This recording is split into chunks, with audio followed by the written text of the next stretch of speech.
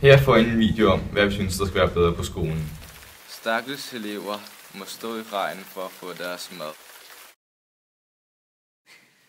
Hver gang eleverne kommer i skole, er der meget dirty.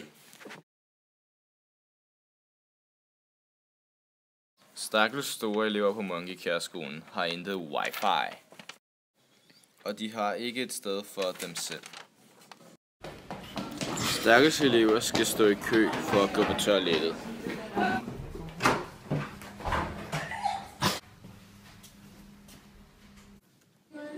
Stakkels elever kan ikke lave deres ting på grund af dårligt wifi.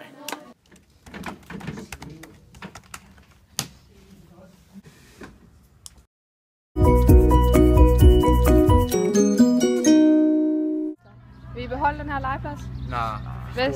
Hvad vil I have i stedet for, hvis I ikke vil beholde den her legeplads? Helt klart på kurbanen. Ja, på kurbanen. Ja.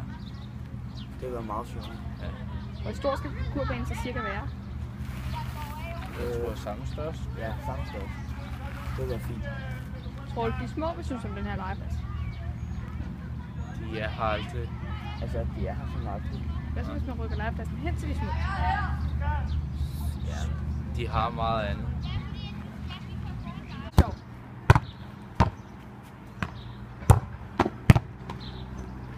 Hvad synes I om boldstedet derovre?